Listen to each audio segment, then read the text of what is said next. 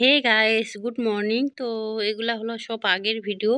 এখন কোনো video shoot করি না, যেহেতু রেস্টে আছি। আর এই যে এখন সকালবেলা পরোটা নিয়ে এসছে বর, আর বুনু আছে।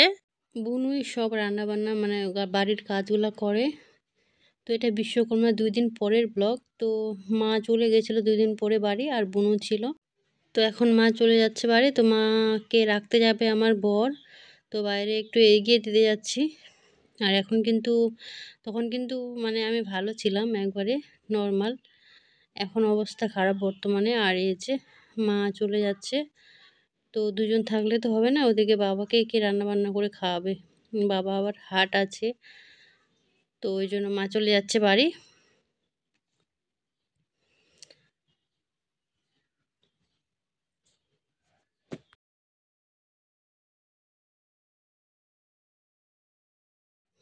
আর বিকেলবেলা চলে এসেছিলাম দোকানে। তো বর বাড়ি যায়নি, কাজে ব্যস্ত ছিল।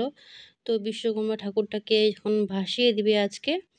তো দুইটা ওর মানে ভাই আছে গ্রামেরই, তো ওরা দুজনে যাচ্ছে মানে সব কিছু জিনিসপত্র নিয়ে, কলা গাছটা সব কিছু জলে ভাসায় দিবে। তো এখন যাচ্ছে বিশ্বকর্মা ঠাকুরটাকে ভাসিয়ে দিবে। আবার সে আগের বছরে আবার পুজো করব।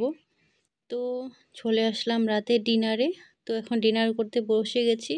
তো দুপুরে যেগুলো রান্না হয়েছিল ওগুলোই রাতে খাওয়া হচ্ছে। রাতে শুধু ভাতটা করা হলো। তো বর অনেকটা দেরি করে আসলো, আমি বরের জন্য বসেছিলাম। আর আমি বুনুকে বলছিলাম তুমি খেয়ে নাও। তো বুনু খেয়ে নিয়েছে। এতে সর্ষে ইলিশ হয়েছিল, আর হয়েছিল খাসির মাংস। তো মা দুপুরবেলা খেয়ে গেছে। তো এখন আমরা সবাই খেয়ে নিচ্ছি, বুনু তো খেয়ে নিয়েছে বললামই।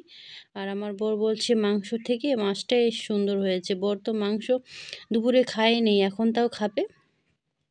মাংস বেশি আনেনি, অল্প এনেছিল। দুপুরে শুধু আমি, আমার বোন আর মাই খেয়েছিলাম। আমার বর খায়নি, ও ইলিশ দিয়ে খেয়েছে 2 পিস। তো এখন আবারও ইলিশ দিয়ে খাচ্ছে, ইলিশ দিয়ে খাওয়াবে, তারপরে আবার মাংস দিয়ে খাবে। তো চলো খাওয়া দাওয়া করে নিই, আবার পরে কথা হচ্ছে। এখন রাত বাজে 10টা 1, আর এখন প্রচুর বৃষ্টি হচ্ছে, কিছুই দেখা যাচ্ছে না। এই যে মেঘ চিলকাচ্ছে, দেখতে পাচ্ছ? এই যে প্রচুর পরিমাণে বৃষ্টি, মেঘটা চিলকাচ্ছে, দেখতে পাচ্ছ? লাইন নাই, লাইন চলে গেছে বন্ধুরা। খুব গরম, এখনো ঠান্ডা হয় নাই। এই যে মেঘটা চিলকাচ্ছে, এটাই বুঝতে পারবা যে বৃষ্টি হচ্ছে। আওয়াজ তো পাচ্ছই।